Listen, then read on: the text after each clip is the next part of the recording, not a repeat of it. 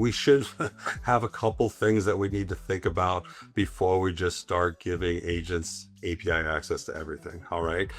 We really need to make sure that you're preserving identity and permissions in the system. You don't want to give an agent root access or admin level access and then hand out that same tool to a bunch of users that shouldn't have it. So if you had a Salesforce example where you give them admin access via the API, now that user can query as if they were the admin user. All those permissions are bypassed that you took the time and energy to define inside of Salesforce or in any other third-party API, and that could really break down and become a leak, and very high security concerns can come from that.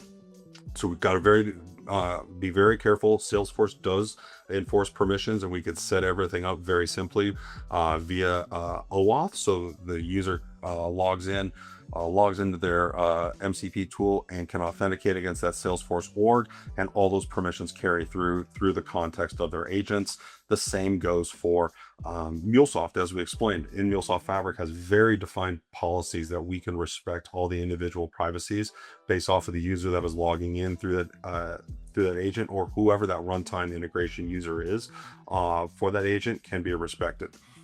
We also need to be thinking about agents aren't going to perform all the work. They're going to perform some of the work, which is going to then move some decision making upstream to humans, and so that they can review and sign off on work that so the agent can start making sure there's a good plan, or that the skills are in place and the work is set up correctly, and that they also can check the work at the end on very complex processes to make sure that the work was completed thoroughly, and create that really rich training data and memory inside of your systems, so that the agents can start to learn based off of the decisions that they made and make corrections along the way.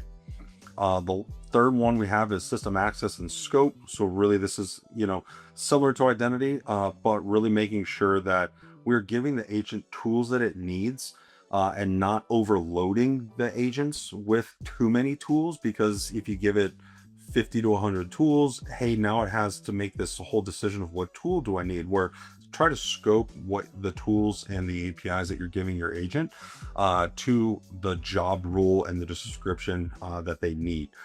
So that can really increase performance of your agents.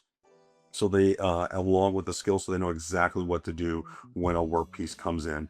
And then really, how do you make sure that everything is auditable with guardrails is also a big one. So making sure that you're logging every invocation of your identities, who is logging in through the system, what is the work that is being performed, what are the tools that are being called, what is the token consumption, so that you can monitor these systems and optimize them as they go.